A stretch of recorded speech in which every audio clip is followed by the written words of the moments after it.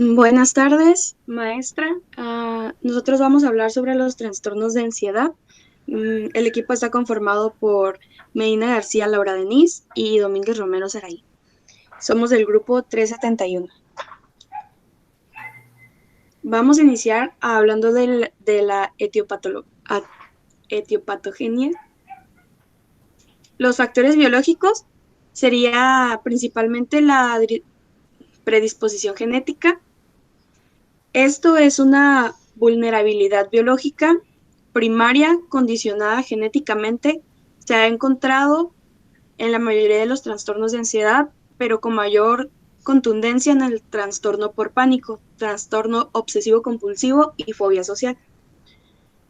Otro de los factores serían los factores psicosociales, que estos ya serían los problemas de relaciones interpersonales, académicos y laborales, amenazas de pérdidas, necesidades sociales y económicas apremiantes, cambios en el sistema de vida, etcétera. Se asocian en la producción de los trastornos de adaptación de tipo ansioso y de la ansiedad generalizada. Los factores traumáticos eh, esto ya sería, enfrentan acontecimientos traumáticos fuera del rango de la experiencia humana normal, como accidentes graves, desastres, asaltos, violaciones, torturas, secuestros, etc. Estos suelen provocar serios problemas biológicos cerebrales que se asocian a los síntomas graves de ansiedad, como es el caso del estrés agudo y el trastorno de estrés traumático. Muchos de estos factores traumáticos se desencadenan desde la niñez o puede ser durante lo que llevan de su vida. Y factores psicodinámicos. La ansiedad se considera como la respuesta individual a un peligro que amenaza desde dentro en forma de un impulso instintivo prohibido que está a punto de escapar del control del individuo. La ansiedad como señal de alarma provoca que el yo adopte medidas defensivas. Y los factores cognitivos y conductuales, pues se considera que patrones cognitivos distorsionados, sistema de pensamientos negativos, preceden a conductas desadaptadas y trastornos emocionales. La ansiedad se presenta por una sobrevaloración amenazante de los estímulos y una infravaloración de sus potenciales personales. Esto nos quiere decir que ya se va a presentar cuando ya hay pensamientos negativos de la persona hacia su propia perspectiva. Y bueno, dentro del cuadro clínico tenemos los que son las sensaciones somáticas y los síntomas psíquicos. En este caso, las sensaciones somáticas incluyen lo que es el aumento de la tensión muscular, mareo, sudoración, una sensación de como cabeza vacía, hiperreflexia, fluctuaciones de la presión arterial, palpitaciones, estas pueden incluir taquicardia, así como midriasis, síncope, temblores, incluso lo que son molestias digestivas. Dentro de los síntomas psíquicos, los cuales incluyen los que son cognitivos, conductuales y afectivos, incluyen lo que es la intranquilidad, la inquietud, el nerviosismo, una preocupación muy excesiva y desproporcionada, es decir, como muy exagerada. También puede incluir lo que son los miedos irracionales, que no tienen una fuente racional.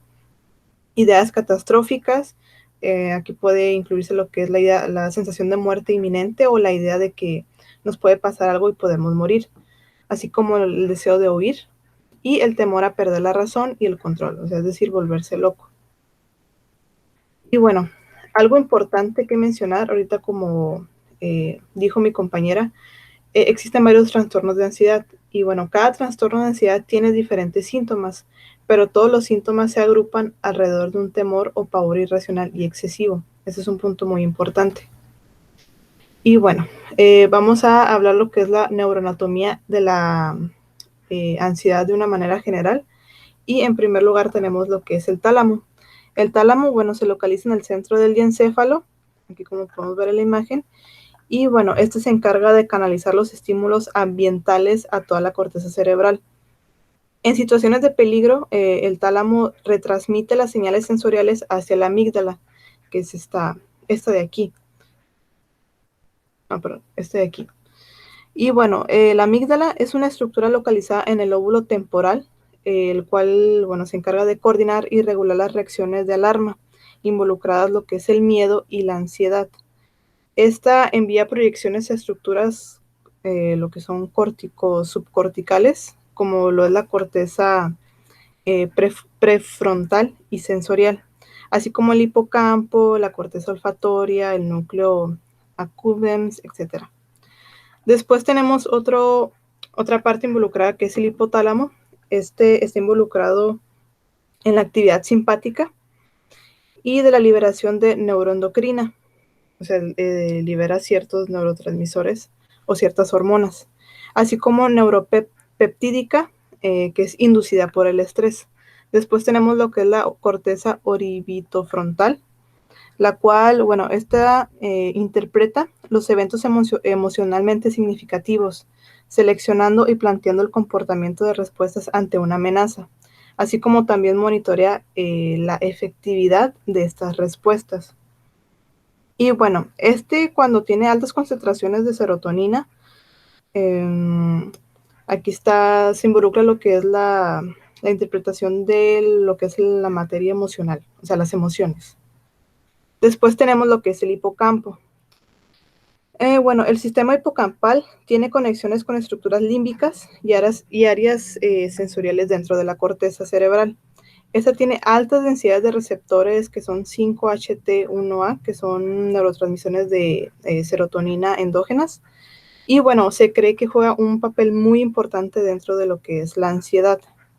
Después tenemos aquí como penúltimo lugar lo que es el locus ceruleus.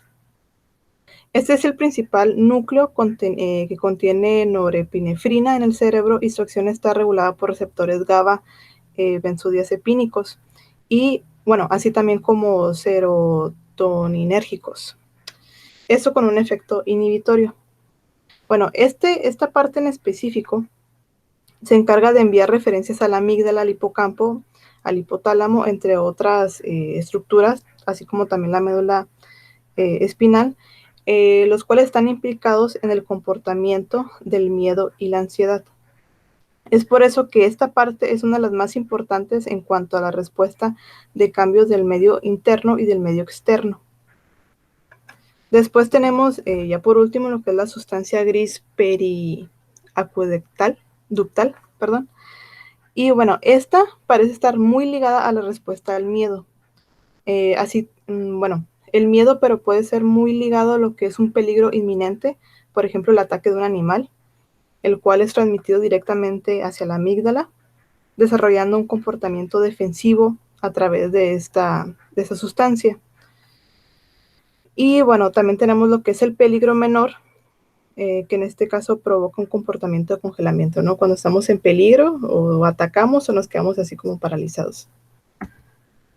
Y bueno, después tenemos lo que son los neurotransmisores afectados dentro de la ansiedad.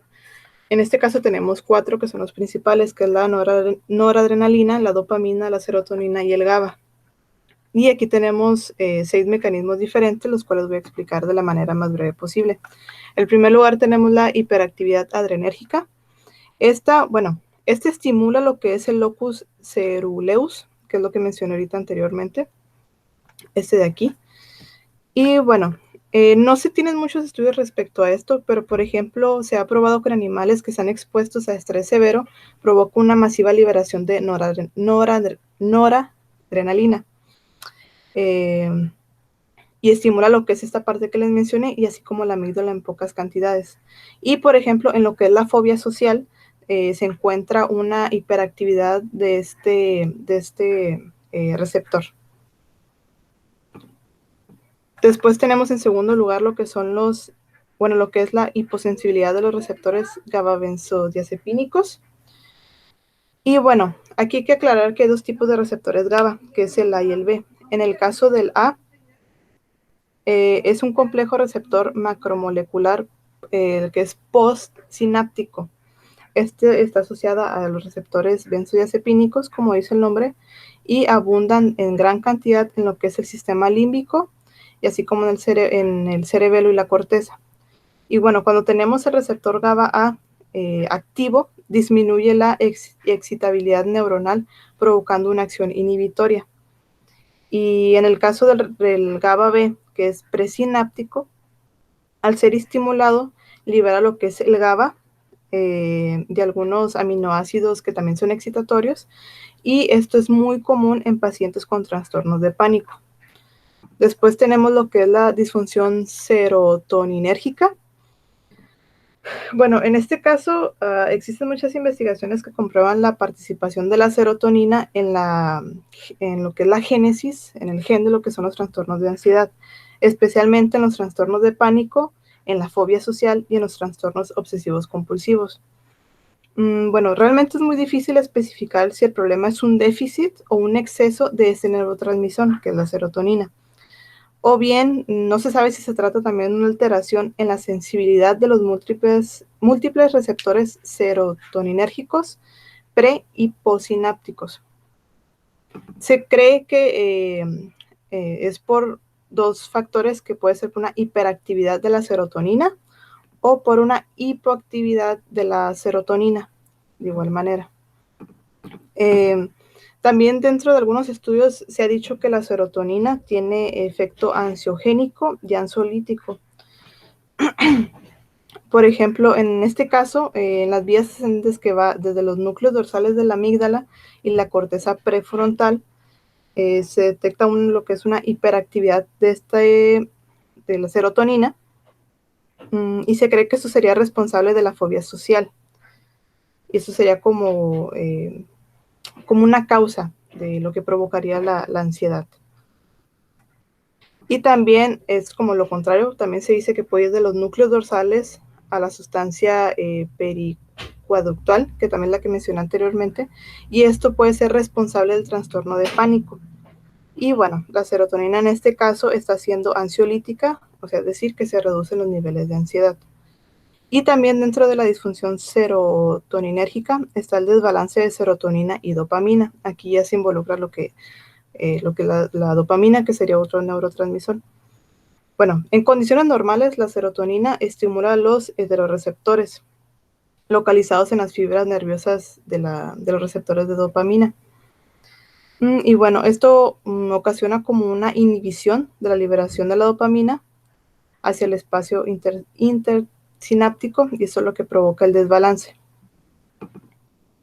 Después tenemos lo que es la disfunción del factor liberador de corticotropina, y bueno, este factor se encuentra distribuido en lo que es la amígdala, el hipocampo, la corteza prefrontal, tálamo, entre otras estructuras. Y bueno, en este caso, en algunos estudios se ha probado que cuando se inyecta de manera intravenosa lo que es la corticotropina, esto provoca ansiedad y aumenta la actividad del locus coeruleus. Y cuando se produce la inyección de esta misma sustancia en la amígdala, produce un miedo muy intenso. Después tenemos lo que es la disfunción dopaminérgica. Bueno, realmente aquí existen evidencias indirectas de que en la fobia social hay una disminución actividad de la dopamina. Y ya por último tenemos la hipersensibilidad de los receptores de la colecistoquinina. Bueno, ese es un neurotransmisor que interactúa extensamente con los sistemas GABAnérgicos, así como también lo que son los serotoninérgicos y noradrenérgicos. Y bueno, realmente se piensa que esto juega un rol muy importante en la modulación de la ansiedad. Y bueno, ahora pasamos a lo que es la clasificación del DSM-5. Y bueno, como en primer lugar tenemos lo que es el trastorno de ansiedad por separación. Este se caracteriza por un miedo o una ansiedad excesiva, muy intensa e inapropiada para el nivel de desarrollo del individuo, concerniente a su separación de aquellas personas por las que siente apego. O sea, es decir, a las personas les causa mucho miedo, mucha ansiedad separarse de aquellas personas que pueden ser de las que dependen emocionalmente. Este trastorno se caracteriza por un malestar excesivo y recurrente cuando se prevé o se vive una separación. Así como también se puede presentar un miedo muy intenso, una ansiedad por una posible pérdida de estas figuras a las que se tiene mayor apego, o o también se puede llegar a pensar la persona de que estas pueden sufrir un daño muy intenso, pueden salir heridas. Al igual también, como mencioné, puede ser un acontecimiento adverso. O sea, puede creer la persona de que puede ser, o sea, puede perderse, puede ser raptada, tener un accidente, enfermar, y esto pueda causar una separación. De igual manera, se presenta lo que es un miedo excesivo y persistente o también se resiste a estar solo, así como a salir también, por miedo a la separación. O sea, es decir, de que, por ejemplo, está en la casa y la persona no quiere salirse, no quiere salir a la tienda, a realizar ciertos mandados porque tiene miedo de separarse de la persona que depende emocionalmente. Y bueno, también está lo que son, bueno, también puede presentar lo que son pesadillas repentinas sobre el tema de separación, así como síntomas físicos. Se puede quejar de que le duele mucho la cabeza, dolor de estómago, náuseas, vómitos. Esto los puede manifestar cuando se produce o se prevé la separación con las figuras de mayor apego. Y bueno, realmente ese trastorno puede ser el miedo, la ansiedad o la evitación es persistente. Este dura al menos 4 semanas en niños y adolescentes y típicamente 6 o más meses en adultos. Bueno, esta alteración puede causar alteraciones clínicamente significativas o deterioros tanto sociales, académicos, laborales o en otras áreas importantes en donde la persona que tiene ese trastorno se pueda desarrollar. Y aquí un punto importante es que la alteración no se explica mejor por otro trastorno mental. O sea, es decir, si la persona tiene espectro autista, delirios o alucinaciones, etcétera, no entraría dentro de este trastorno por separación. O sea, es decir, no tiene que tener otro problema. Muy bien, después tenemos lo que es el mutismo selectivo. Este es cuando se evita el hablar con ciertas personas o en ciertos entornos. Esto es muy común en niños. Esto quiere decir que, bueno, si está el niño en una situación y lo quieres hacer hablar, el niño no emite ni una sola palabra por más que uno lo motive a hablar. Es por eso que se presenta un fracaso constante en situaciones sociales específicas. Puede ser en la escuela, dentro de casa, con cierto grupo social de amigos, etcétera. Y bueno, esto obviamente va a interferir en los logros educativos del niño, o si estamos hablando de una persona adulta, puede ser en lo laboral. Y bueno, eso tiene que durar al menos un mes. Se tiene que presentar esto. Y sus causas no está influenciada por otra, tal como mencioné en el trastorno pasado. O sea, es decir, por ejemplo, si el niño tiene algún problema de fluidez como tartamudeo o algún otro problema, autismo, esquizofrenia, bueno, queda exento de lo que es el mutismo selectivo. Después tenemos lo que es la fobia específica, el cual es un miedo o ansiedad muy intensa por un objeto o una situación específica. Esto, por ejemplo, en los niños puede expresarse con mucho llanto, con rabietas, quejarse, quedarse paralizados o aferrarse mucho a su mamá o a su papá o la figura tutora que esté con ellos. Y bueno, realmente puede ser que le tengan fobia a un objeto o a una situación y siempre les va a provocar una ansiedad o un miedo de manera muy inmediata. Y bueno, normalmente el objeto o la situación fóbica se evita o resiste activamente con miedo o ansiedad intensa. O sea, es decir, normalmente la persona va a tratar de evitarlo a toda costa y a como pueda. Y realmente el miedo es muy desproporcionado al peligro real. O sea, normalmente tienden como a exagerarlo un poquito a como realmente es. Y bueno, esta dura típicamente 6 meses. Y también puede causar malestares clínicos significativos o deterioro en lo social, lo laboral, entre otras áreas. Y de igual manera, no se explica mejor por los síntomas de otro trastorno mental, así como la agorafobia o trastorno obsesivo compulsivo. Aquí un punto importante que marca el libro es de que nosotros tenemos que especificar por qué se está dando la fobia específica. Puede ser un animal como las arañas, un entorno natural, le puede tener mucha fobia a las inyecciones, a las heridas, a la sangre. Puede ser situacional, como por ejemplo que le tengan miedo a los aviones, a subirse un ascensor, perdón, o estar en lugares muy encerrados. Y así como otras que pueden ser situaciones que los pueden involucrar en ahogos, por ejemplo, tomarse pastillas que le tengan miedo a ahogarse en el agua o ahogarse con la comida, así como también tenerle miedo a los vómitos o a sonidos muy ruidosos o a personajes disfrazados como pueden ser los payasos. Muy bien, ahora tenemos lo que es el trastorno de ansiedad social, que es una fobia social y como su miedo lo dice, pues es un miedo, una ansiedad muy intensa a situaciones sociales. De igual manera, no solamente estar dentro de la situación social, sino que también la persona siente mucho miedo al sentirse vulnerable frente a las personas o sentirse pues, examinada por los otros individuos. En este caso, bueno, en los niños, porque también recalca mucho el libro lo que es dentro de la población de infantes, se da mucho en lo que son reuniones con individuos de su misma edad. Y bueno, realmente aquí, en este caso, la persona afectada tiene miedo de actuar de cierta manera o de mostrar síntomas de ansiedad que se valoren negativamente. O sea, es decir, el individuo se puede empezar a poner muy ansioso, pero normalmente como que se aísla o evita esa situación porque le da miedo ser juzgado o ser humillado o sentirse avergonzado.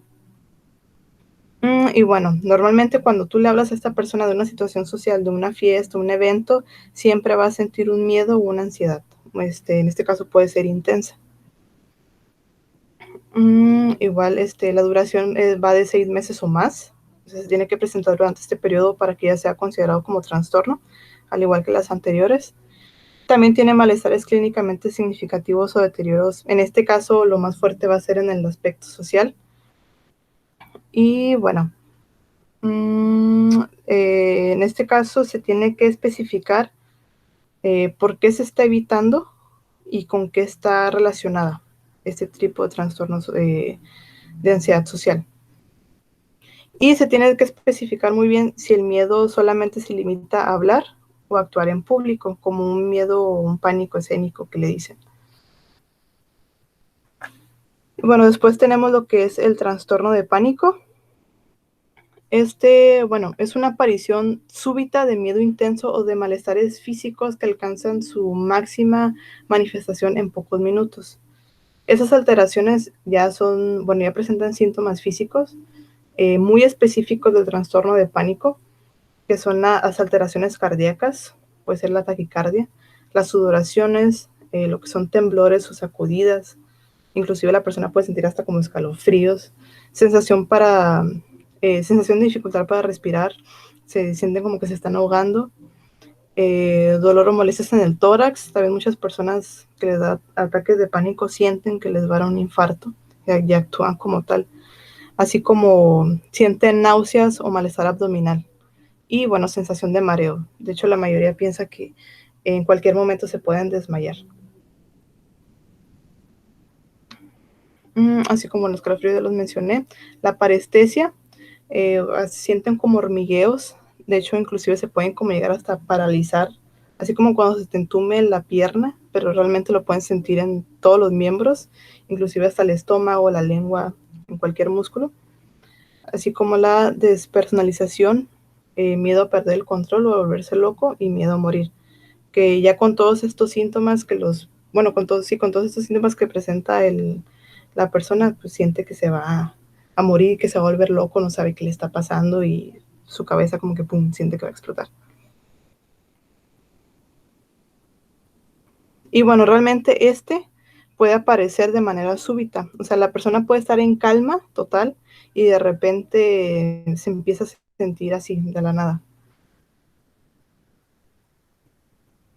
Y bueno, al menos uno de los ataques ha surgido en menos de un mes o más de uno o de los hechos siguientes. O sea, es decir, el paciente puede presentar inquietud o preocupación continua acerca de otros ataques de pánico o de sus consecuencias y cambio significativo de mala adaptación en el comportamiento relacionado con los ataques.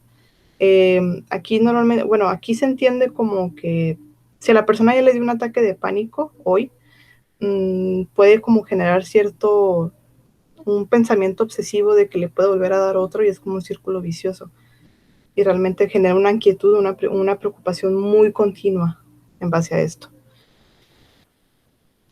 Y bueno, aquí en este caso ya tenemos lo que es bueno, aquí lo marca el libro como un especificador del ataque de pánico, que son como puntos importantes, ¿no? Lo voy a leer. Los ataques de pánico se pueden producir en el contexto de cualquier trastorno de ansiedad, así como en otros trastornos mentales. Los síntomas se presentan con el propósito de identificar un ataque de pánico. El ataque de pánico no es un trastorno mental y no se puede codificar. O sea, realmente el trastorno de pánico se entiende que es como, o sea, no es un trastorno mental, sino que acompaña a los demás trastornos. En este caso nosotros estamos hablando de ansiedad, así que una persona ansiosa en algún momento de los trastornos que hemos mencionado hasta ahorita se puede presentar un ataque de pánico.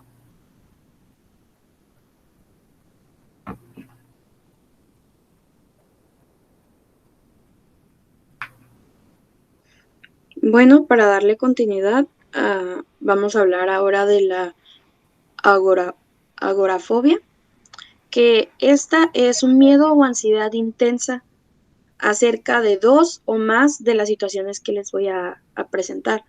La primera situación sería uso del transporte público, ya sean automóviles, autobuses, trenes, barcos o aviones.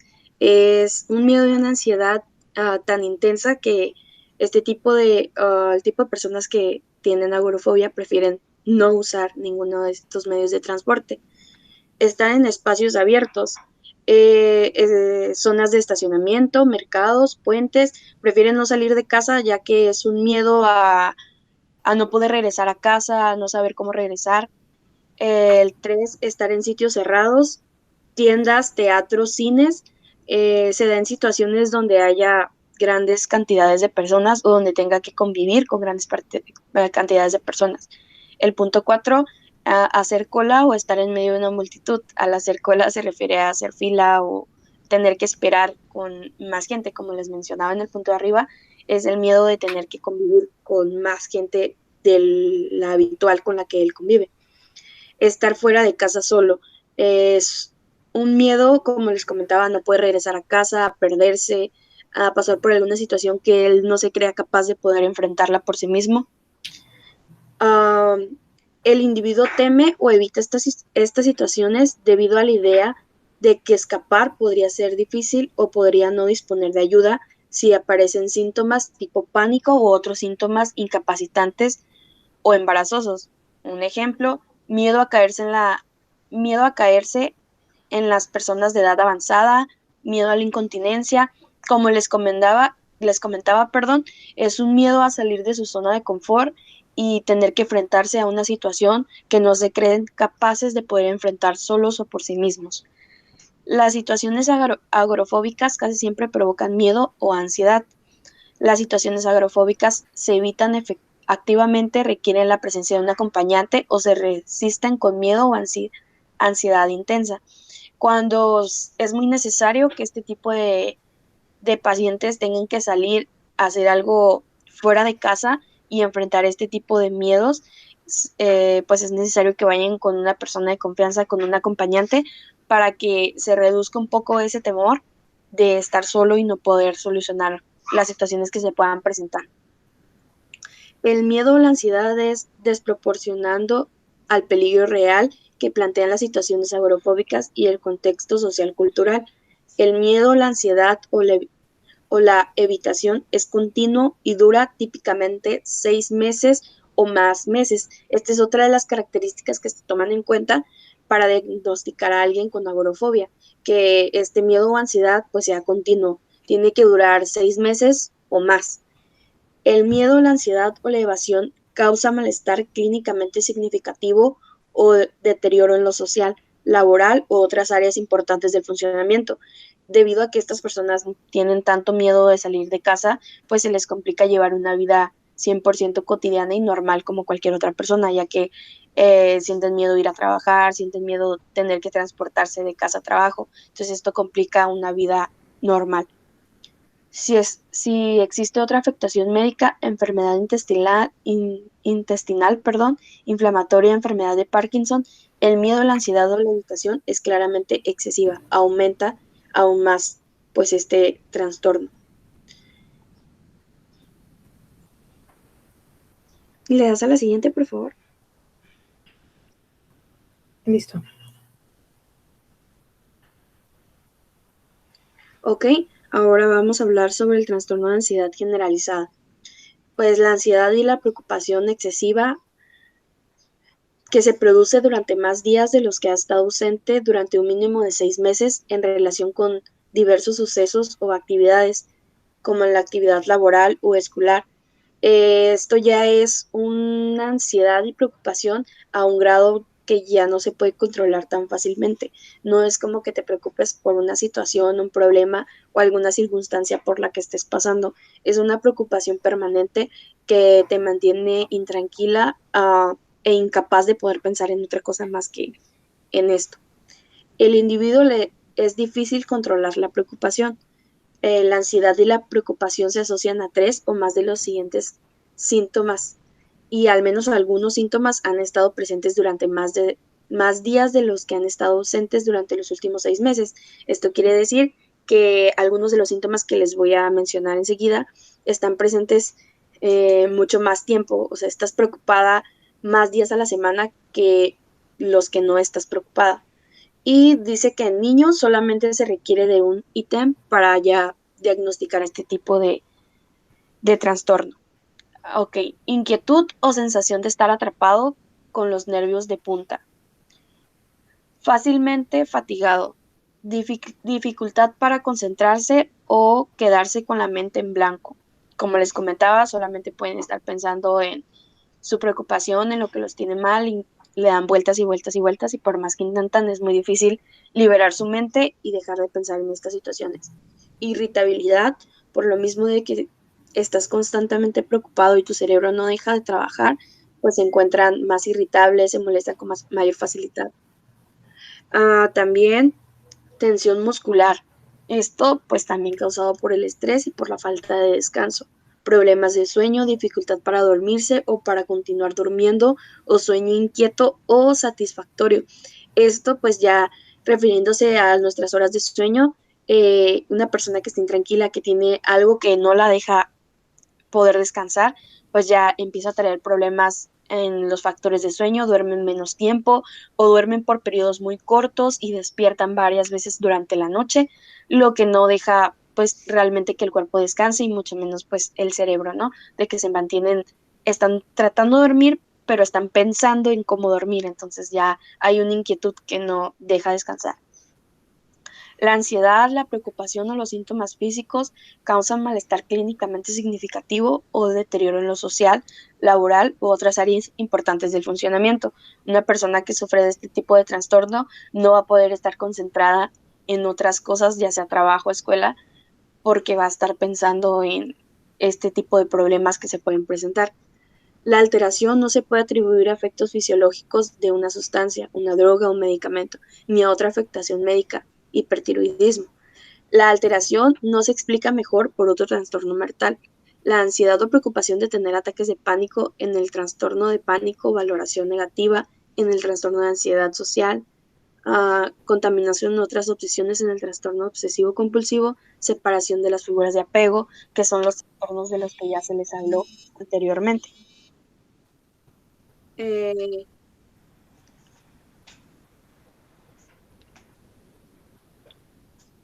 ok, otro de los trastornos es de ansiedad inducido por sustancias o medicamentos. En este, los ataques de pánico o la ansiedad predominan en el cuadro clínico. Existen pruebas a partir de la historia clínica, la exploración física o los análisis de laboratorio para diagnosticar este tipo de trastornos. Los síntomas para detectar los ataques de pánico o ansiedad serían síntomas del criterio A desarrollados durante o poco después de la intoxicación o abstinencia de una sustancia o después de la exposición a un medicamento. La sustancia medicamento implicado puede producir los síntomas de ataques de ansiedad o pánico. El trastorno no se explica mejor por un trastorno de ansiedad no inducido por sustancias, medicamentos. Tal evidencia de un trastorno de ansiedad independiente puede incluir lo siguiente: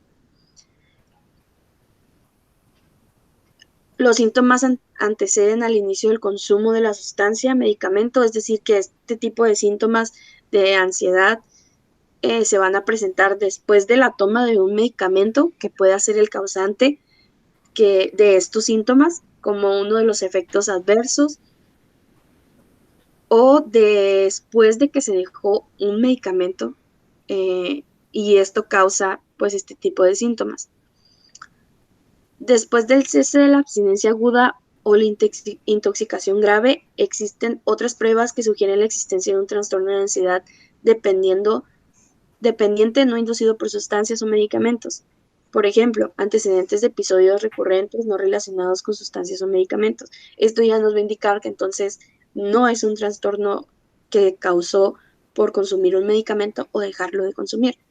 El trastorno no se produce exclusivamente durante el curso del síndrome confusional. Los síntomas causan malestar clínicamente significativo o deterioro en lo social, laboral u otras áreas importantes del funcionamiento. Esto en el caso de que sea causado por un medicamento.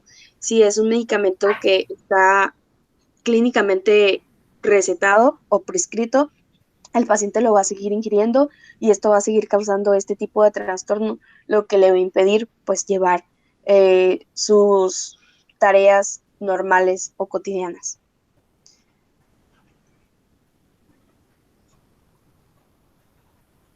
Ok, otro trastorno de ansiedad es debido a otra afección médica. Este pues se refiere a los ataques de pánico. La ansiedad predominan en el cuadro clínico. Esto nos quiere decir que este trastorno se va a presentar mientras el paciente está presentando cualquier otra patología y está pues ya sea hospitalizado o en casa, pero está sufriendo por una afectación médica. Existen pruebas a partir de la historia clínica, la exploración física o los análisis de laboratorio de que el trastorno es la consecuencia fisiopatológica directa de otra afección médica. Esto ya se va a determinar pues, por medio de una historia clínica, exploración física, como mencionaba, entonces, en donde se va a determinar si la enfermedad por la que está pasando este tipo de pacientes es lo que está desencadenando este tipo de trastorno de ansiedad. La alteración no se explica mejor por otro trastorno mental. La alteración no se produce exclusivamente durante el curso de un síndrome confusional y la alteración causa malestar clínicamente significativo o deterioro en lo social, laboral o otras áreas importantes del funcionamiento. Como pudieron observar, en cada uno de los trastornos que hemos ido mencionando, nos repite esto de la alteración causa malestar clínicamente significativo o deterioro en lo social, ya que tener uno de estos trastornos altera totalmente la vida de este tipo de pacientes, ya que no es lo mismo vivir sin un trastorno que padecer uno de ellos y sin conocer que lo padecen. Siguiente, por favor. Ok, trastorno de ansiedad especificado. Ok, esta categoría se aplica a presentaciones en las que predominan los síntomas característicos de un trastorno de ansiedad que causan malestar clínicamente significativo o deterioro en lo social, laboral o en otras áreas importantes del funcionamiento, pero no que no cumplen con todos los criterios de ninguno de los trastornos de la categoría diagnosticada de los trastornos de ansiedad, perdón. Esto pues quiere decir que se denomina otro trastorno de ansiedad cuando no aplica con ninguno de los ítems que ya se mencionaron con los trastornos anteriores. Algunos ejemplos de las presentaciones que se pueden especificar utilizando la designación otro especificado son los siguientes: ataques sintomáticos limitados, ansiedad generalizada que no se produce en mayor número de días que en los que está presente. Y como último de los trastornos que les vamos a hablar, pues está otro trastorno de ansiedad no especificado. La categoría del trastorno de ansiedad no especificado se utiliza en situaciones en las que el médico opta por no especificar el motivo de incumplimiento de los criterios de un trastorno de ansiedad especificado e incluye representaciones en las que no existe suficiente información para hacer un diagnóstico más específico y nos muestra como ejemplo en el servicio de urgencias. Esto puede ser debido ya a la falta de tiempo o, como sabemos, pues en el servicio de urgencias se atienden las urgencias. Esto quiere decir que el médico no se va a tomar el tiempo tal vez de revisar cada uno de los criterios para ver si este paciente cumple con alguno de ellos. Se le pone otro trastorno de ansiedad no especificado para que más adelante su médico familiar revise o haga el análisis necesario para determinar qué trastorno de ansiedad está padeciendo este tipo de pacientes. Siguiente, por favor. Y por nuestra parte sería todo. En la diapositiva que aparece están nuestras referencias y muchas gracias por su atención.